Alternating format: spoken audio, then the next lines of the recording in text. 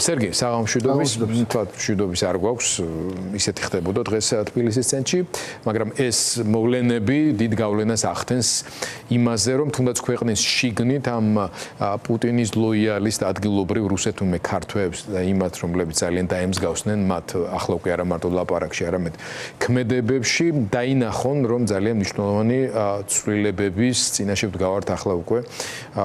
ტრამპი ელოდება ევროპელ ლიდერებს კიდევ ერთხელ ვაშინგტონში და შემთხვევითი არ არის ასეთი ხშირი მისვლა-მოსვლა, როგორ კომენტარს გააკეთებდი ამ სიახლეებს. ჩემს ყველაზე მთავარი რაც მოხდა ბოლო შეხვედრის მერე არის ის, რომ ტრამპმა შეცვალა თავის დამოკიდებულება პუტინთან მიმართებაში, მან ნახა, რომ პუტინი მიეხმარა ამ საქმეში ძალიან. კი, პუტინი არ აპირებს შესწყვეტას.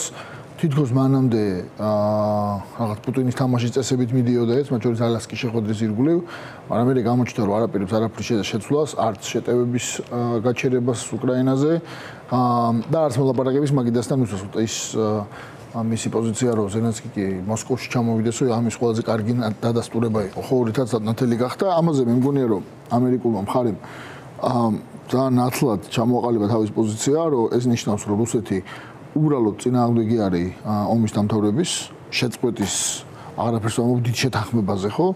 და გადავიდა იმ გეგმაზე, რომელიც მოსალოდნელი იყო ეს თუ ასე მოხდებოდა. ანუ ეს არის კიდევ უფრო მეტი ზეწოლა რუსეთს. და შესაბამისად ამ ზეწოლის ფარგლებში ტრამპმა როგორც ჩანს არჩია ყველაზე მტკივნეული, რაც შეიძლება იყოს რუსეთის ეკონომიკისთვის, ორი ყველაზე მტკივნეული, ხო? ერთი ეს არის ნავთობი, იმიტომ რომ საბოლოო ჯამში დღემდე რუსეთის სამხედრო მანქანას რაც აფინანსებს, ისევე არის ნავთობიდან მიღებული შემოსავალი. ეს ერთი და მეორე ეს არის დარტყმა იმ ქვეყნებზე, რომელთა გავლითაც ხდება სანქციებზე გვერდის ავლა. შესაბამისად და იმის გათვალისწინებით, რომ თუ არ ვცდები ამ კვირის ბოლომდე აპირებს, ხო, ევროკავშირი რომ 19 პაკეტი მიიღოს. ასეთია გეგმა ყოველ შემთხვევაში. ხო, ამ კონტექსტში ევროკავშირის 19 პაკეტი და ამერიკელებთან ერთად კოორდინირებული სანქციები კიდევ უფრო მოუჭეს რუსეთს. პირველი შემთხვევა არის ეს ტრამპის დაბრუნების მერე ერთ სახში, რაც ამერიკა და ევროკავშირი კოორდინირებულად დააწესებენ სანქციებს. მანამდე ეს ასე ხდებოდა ხოლმე, ხო, აი ამ სამი წლის განმავლობაში, მაგრამ განსაკუთრებით ეს ჭრდილოვან ფლოტთან და სხვა თემებთან მიმართებაში რამდენიმე საკითხი არის. ერთად, რასაც როგორც ჩანს იქნება დარტყმა. ერთი ეს არის ნავთობი. ნავთობზე მე არ მგონია, რომ ბოლომდე ნულოვანი, ასე ვთქვათ, ტარიფს შეთანხმებიან სავარაუდოდ ფასის ჩამოწევაზე, იმიტომ რომ გახსოვთ, რომ ევროკავშირს ეგეთი დათქმა აქვს, რომ რაღაც თანხაზე მეც არ იხდის რუსულ ნავთობში. ეხლა აპირებენ მაგის ჩამოწევას კიდევ უფრო დაბლა, რაც კიდევ უფრო დაარტყავს, ნაკლები ფული შეუვა ევროკავშირს რუსეთს. თორშტები $50 ნაკლები. 47,000 ჩამოწევაზე საუბარი მე კიდევ უფრო ჩამოიწიოს. ეს ერთი, მეორე ეს არის რაც ახსენეთ ეს shadow fleet, ანუ ეს ჭრდილოვანი ფლოტი, ანუ ეს არის პრაქტიკულად სანქციების გვერდისავლით, ინსიგნიის გარეშე და აღნიშვნის გარეშე. ერთი დეტალი დავაზუსტოთ. პრეტენზიები, რომელიც ევროპასთან მიმართებაში არსებობს, ჩემი აზრით დასაბუთებულია. ტრამპის ამ განცხადებამდე ეს პრეტენზიები იყო უკრაინის მხრიდან, მაგრამ ევროპელები ძალიან ნელა მოქმედებდნენ. თუმცა როცა ევროპელებს ვახსენებ, ჰომოგენური არ არის ამ შემთხვევაში ევროპა. ძირითადი პრეტენზია მაინც ნაწილობრივ მოდის იმ ქვეყნებზე, რომლებიც გასადენით დღემდე იღებენ რუსეთიდან გაზს და როცა უკრაინელები ბომბავენ დრუჟბას, ამის გამო ძალიან ესე ვთქვათ ბრაზდებიან, ეს არის უნგრეთი და სლოვაკეთი. მათზე ზეწოლის მექანიზმები აქვს ტრამპს და არა ევროკავშირს. ანუ ტრამპი თუ ამის გამო გაბრაზებული არის, ეს გაბრაზება რაში შეიძლება აისახოს ორბანის და ფიცოს ქცევაში. ხო, მაგრამ რამდენიმე ელემენტია, ჩემი აზრით, ერთი ელემენტი არის ეს დაუბრუნდები, რაც ბოლოს ვამბობდი, ეს ჭრდილოვანი ფლოტი, რომელიც იმდენად ორბანი და ფიცო არ არის, რამდენადაც არის ზოგადად სხვადასხვა ქვეყნები მათ შორის, რა, რომლებიც რაღაცნაირად მცირე რაოდენობის ნავთობს, მაგრამ მაინც კიდულობდნენ რუსეთისგან, ხო? მაგაზე ახლა როგორც ჩანს ისეთი კონსენსუსია, რომ ეგ უნდა შეჩერდეს. მათ შორის ეს ჭრდილოვანი ფლოტი ბალტიის ზღვაში მოძრაობდა და ასე ვთქვათ, ჩრდილოეთის ქვეყნებსაც ამარაგებდა, ხო? მით უმეტეს და არა მარტო ინდოეთთან პრეტენზიების ნაწილი ევროკავშირის მოდის, ინდოეთში გადამუშავებული რუსული ნავთობი და მე კიდულობდა ევროკავშირი. ანუ შესაბამისად, ეს როცა გაჩერდება, თუ ეს გაჩერდება, ეს ნიშნავს იმას, რომ რუსეთი უბრალოდ კიდევ უფრო ნაკლებს გაყიდის სოფლიო ბაზარზე. ხო, ეს არის ერთი. რაც შეეხება უნგრეთს და სლოვაკეთს, ამ ბოლო პერიოდში ერთი რამე ჩანს, სხვა შორის ძალიან საინტერესოა, რომ უნგრეთის და სლოვაკეთის განცხადებები ცოტა უფრო რბილი გახდა. მაგალითად, ჩვენ ვნახეთ ფიცოს განცხადება უკრაინის გაწევრიანებას დაკავშირებით საკმაოდ ხარდამჭერი. და უკრაინას ჩავიდა ბოლოს. კი, ჩავიდა, შეხვდა. ახლა არის სხვათა შორის აი ამ ფიცოზე აუცილებლად ჩვენი თუნდაც de facto ხელმძღვანელობა უნდა გაგვახსენდეს, იმიტომ რომ ფიცოც კი ჩავიდა უკრაინაში და ხელი ჩამოვართვა. რა რეჟიმშია ჩვენი ურთიერთობები საქართველოსი, აი ამ ფონზე კიდევ უფრო შემაძლეველია. რაც მაგას გახსოვთ ხო იგი ეპიზოდი. მოკლედ ის თქვა მინდა რომ უკრაინაზე თან დაკავშირებით ნელ-ნელა ხდება პოზიციების შეცვლა. მაგალითად უკრაინის საგარეო საქმეთა მინისტრი ბუდაპეშტში არის. ეხლა ჩვენ მანამდე ვნახეთ განცხადებები ტრამპის ადმინისტრაციის მხრიდან, რომლებიც ძალიან კრიტიკული იყო ამ ქვეყნების მიმართ. ანუ ის რომ უნგრელები და სლოვაკები დღევანდელი ხელისუფლებები ცდილობენ რაღაცა თავისი ინტერესები გამოადნონ ამ უკრაინასთან დაკავშირებული და რუსეთთან დაკავშირებული სანქციებიდან, ეს გასაგებია, მაგრამ უფრო და უფრო ნაკლები გავლენა აქვთ მათ. ეს არის ძალიან ცალსახა რა. მაგალითად ჩვენ ვნახეთ ახლა ურბანის განცხადება, ძალიან საინტერესო განცხადება იყო, რომ უსაფრთხოების გარანტიების მიცემა უკრაინისთვის სხვა არაფერია თუ არა უკრაინის გაყოფა დასავლურ დემილიტარიზებულ და რუსულ ზონებად. ეს რა თქმა უნდა მესმის რომ შიდა ავტორიაზე გაკეთებული გათვლა არის. ოღონ თუ ეს იქიდან გამომდინარეობს რომ ამას დასავლეთი შეთანხმდება, ეს უკრაინისთვის ამ ამბავში გამარჯვების ტოლფასია. რომ დასავლეთი არა მარტო დიდი ნაწილი უკრაინის, სადაც რუსეთს დღეს წვდომა არ აქვს, გარანტირებული იყოს, მე შუაში რაღაც დემილიტარიზებული იყოს და იქეთ იყოს რუსული ტერიტორია, რუსეთის მიერ ოკუპირებას არავინ არ აღიარებს. ეგ საბოლოო ჯამში წარმატება იქნება უკრაინისთვის. რეალურად წარმატება იქნება. ოღონ ეს რომ მას უნდა თავისი შიდა პოლიტიკისთვის გამოიყენოს, ეს სხვა ამბავი არის, ხო?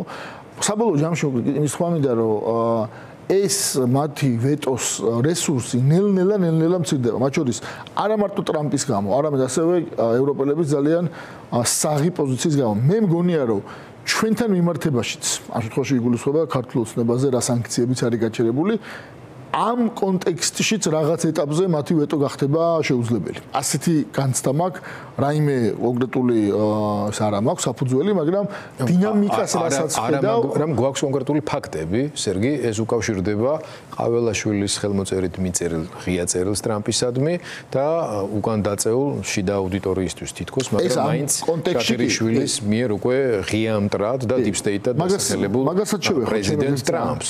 შეუძლებელია რომ შეცვალოს თავად პრეზიდენტ ტრამპის ადმინისტრაციის დამოკიდებულება კიდევ უფრო მეტად არ გაამკაცროს და მოქმედებებზე არ გადაიყვანოს. კი, მე მგონია რომ მათ შორის ქართული ოცნების ბოლო პერიოდის ნაბიჯები აჩვენებს რაღაცნაირად სასოწარკვეთას მათი საგარეო პოლიტიკის რაც ქვია ამას ასე ნაკეთებენ. საგარეო პოლიტიკა არ არის, მაგრამ აი რაღაც საგარეო კუთხით რაღაც გზავნილების კუთხით. ანუ რაც გულისხმობ ის პროპაგანდა რაც აქვთ აქ რეალურად არ მართლდება. ანუ მათი პროპაგანდა ხო რა არის? აი ბოლო პერიოდში რო შევხედოთ. უკრაინა მარცხდება, დასავლეთმა მიატოვა. ნუ არ არის აშკარად ეგრე, ხო? რუსეთს თავისი გაუვიდა, ტრამპს ათამაშებს როგორც უნდა.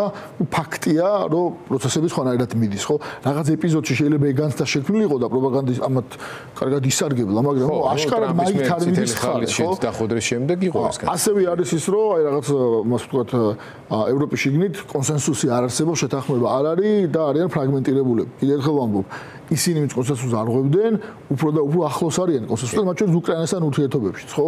ის რომ რაღაცნაირად ქართული ოცნების ტალღაზე დაჯდებოდა ან ევროპა, ან ამერიკა, ან ტრამპი, ან ასე შემდეგ, ესეც არ ჩანს და მე მგონია რომ ამისი გამოძახილია ის რომ ნელ-ნელა ჩდება ეს გზავნილი რომ deep state-ი იმარჯვებს, ხო? იქ ერთ-ერთი პროპაგანდისტული გზავნილი ეგ არის, ხო? რომ რაღაც deep state-ის ორი სხვადასხვა სახია, ხო? თითქოს ბაიდენი და ტრამპი, ხო, რაღაც ეგეთი.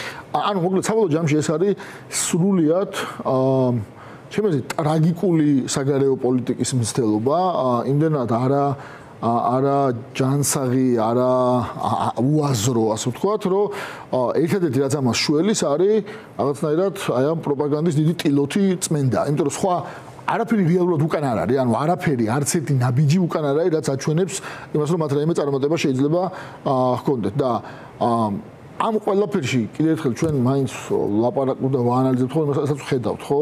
ამ ყველაფერში ყველაზე დიდი, ყველაზე მეტად ტრაგიკული ხაზი უნდა გავუსვა არის ის, რომ მაშინ როცა მიდის ჩვენი მოწინააღმდეგე ოკუპანტი ქვეყნის რუსეთის ნელ-ნელა შესუსტება, რეგიონიდან განდევნა, უკრაინასთან დაკავშირებით რაღაცა ტიპის კონტურების გამოკვეთა, მათ შორის უსაფრთხოების გარანტიები, რომელიც ყველაფერი ეს ჩვენთვის არის რელევანტური, ჩვენთვის უნდა ყოფილიყო დღის წესრიგში, ჩვენ ამაში არათუ არ მონაწილეობთ, კომიკურად ფიგურირებთ. ანუ ამ რეგიონში აზერბაიჯანის სომხეთის შეთანხმებას აღწევს, რაღაც ამერიკული ინტერესები შემოდის, უფრო მეტი დასავლეთის ყურადღება ტრანზიტებზე და კორიდორის სხვადასხვა მიმართულებებზე არის საუბარი და ჩვენ არაფერ შუაში არა ვართ. უსაფრთხოების გარანტიებზე და ახალი ევროპის უსაფრთხოების არქიტექტურაზე იწყება საუბარი უკრაინასთან მიმართებაში, რუსეთის ოკუპაციიდან გამომდინარე, იქაც არაფერ შუაში არა ვართ. ახალი ტიპის თუნდაც ეკონომიკური ურთიერთობები ამ რეგიონში თურქეთის, აზერბაიჯანის, ახლოს აღმოსავლეთის ქვეყნების მონაწილეობით მიმდინარეობს და ჩვენ ამაში არაფერ შუაში არა ვართ. უფრო შორს წავალ. ტრამპს თავი მოაქვს იმით, რომ ბევრ ქვეყანაში კონფლიქტებს ასრულებს, ხო? ასია თუ ისე ამას თავი დავანებოთ, ანუ ნამდვილად სწორი არ არის, მაგრამ ფაქტია, რომ 6-7 რაღაცა ტიპის შეთანხმების თანამონაწილე იყო.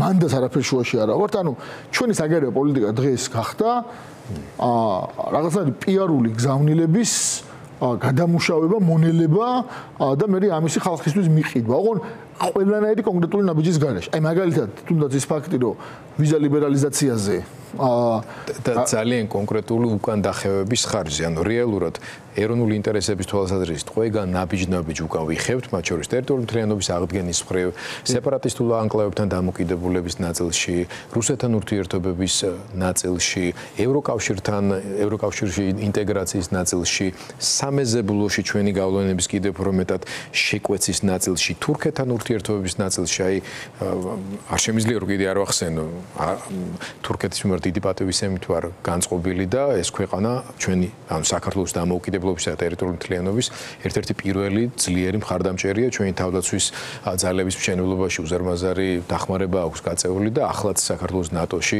გაწევრიანების აქტიური მომხრეა და ასე შემდეგ. ნუ თავი რო დავანებოთ უამრავი ხაზი და კავშირი არსებობს არა მარტო სავაჭრო, მეგობრული, კულტურული, მაგრამ აი დემონსტრაციულად დიდგორობის დღეს რომ არ ვიცი, ესე იგი ეს ხო შეუძლებელია ერთი ისტორიის მცოდნე მაინც არ იყოს ქართული ოცნების რიგებში და გარემოცვაში ამად. ეს ხო იცოდნენ და სპეციალურად გააკეთეს ამათმა. ანუ დამცი ასეთი შეურაცხყოფილი ზოგადად არა მარტო ამ ფაქტზე მაქვს ლაპარაკი, როგორც ახლა ჩვენ ვართ რეგიონალურ კონტექსტში იქნება თუ საერთაშორისო კონტექსტში. მე არ ვიცი ყველაზე რთულ პერიოდშიც კი, ხო, აი სამოქალაქო ომს ვიხსენებდით აქ ცოტა ხნის სტუდიაში, აი არასოდეს არ ყოფილვართ უბრალოდ რა. ედახმები საქმეს მაგეშია რომ არც ერთი მიმართულებით კონკრეტული ნაბიჯი წინ არათუ არ იგიმება პირიქით ყველგან გვაქვს უკუსვლა და ეგეთი ტიპის სიმბოლური, რა ვიცი, შეცდომები თუ რაღაც ასე ვთქვათ, არასწორი ნაბიჯები ძლიერ პოზიციაში თუ ხარ შეიძლება საშენოდ გამოიყენო. ჩვენ შემთხვევაში ეს არის კიდევ უფრო, აი რასაც ქვია, ზემოდან რო ჭრილობას მარილს მოაყრე ეგეთი ტიპის რა. მაგრამ გაცილებით ცუდად არის საქმე იმ ხრივ, რომ გარდა იმისა, რომ ჩვენ ვერ ვიყენებთ საზებლობას, რომელსაც დღევანდელი საგარეო პოლიტიკური და გეოპოლიტიკური მდგომარეობა იძლევა ამ რეგიონში და მსოფლიოში, ის რაც მიღწეული გვაქვს, იმასაც ვკარგავთ. ეს არის ყველაზე დიდი პრობლემა და ის რაც მიღწეული გვაქვს, ამ შემთხვევაში უვიზო რეჟიმზე მაქვს საუბარი. ამის დაკარგვის პროცესში აქტიურად არის ჩართული ჩვენი საგარეო პოლიტიკა. ანუ ნახეთ, ეს ის შემთხვევა კი არა, როდესაც საგარეო პოლიტიკა რაღაცნაირად ცდილობს, რომ ეს არ გააკეთოს, ამას ხელი შეუშალოს. გაანეიტრალოს რაღაცა ტიპის შეცდომა პირიქით. ავანგარდშია ჩვენი საგარეო პოლიტიკა ამ საკითხს გაფუჭებს. რაღაცა არარელევანტური წერილებით, მოხსენებებით თუ რაღაცის მიწერით, ხო, რაც ნახეთ და თავისუფლებამ გამოაქვეყნა, ტექსტი არ გამოაქვეყნებია, მაგრამ მოკლე შინაარსი იმ მოხსენების, რომელიც ვიზა ლიბერალიზაციას გაუგზავნეს, ხო? ანუ ისეთი ნაბიჯის გადადგმა, როცა ევროპას თან აგზნობიებ, რომ ბოდიში და ფეხებზე კიდია, თან შეურაცხყოფას აყენებ, თან ატყუებ, თან სხვაგან ის არის გადაგა და გონია რომ ამით მე აქ პროპაგანდას მიყიდი, რომ შენ იცავ შენი ქვეყნისთვის უვიზო რეჟიმს, ეს არის ძალიან მავნებლური რამ. ანუ რეალურად ემსახურები პირიქით ამ უვიზო რეჟიმის დაკარგვას. დავსვათ აგდროებით წერტილი, სხვა შორის საგარეო საქმეთა სამინისტროზე რადგან საუბრობდით, დღეს კობაღიძე მახსენა, რომ ეკონომია საგარეო საქმეთა სამინისტროში რეორგანიზაციის შედეგადაც გავაკეთეთ თუ რაღაცა ციფრი დაასახელა ხალხის გაშვების ხარჯზე. ვინ გაუშვეს ძირითადად? ისინი ვინც ევროპულ გზას უჭერდა მხარ. ერთამეს დავამატებ, საგარეო პოლიტიკა არ კეთდება მარტო საგარეო საქმეთა სამინისტროში. როცა ყოველი კვირა და ყოველ დღე იწყება იმით, რომ წამყვანი ქართული ოცნების წარმომადგენლები იწყებენ ანტიევროპული განცხადებებით, ხან ელჩებზე, ხან ევროკომისარებზე, ხან სხვებზე, იქ საგარეო პოლიტიკა აღარ გაქვს. სამწუხაროდ ასია.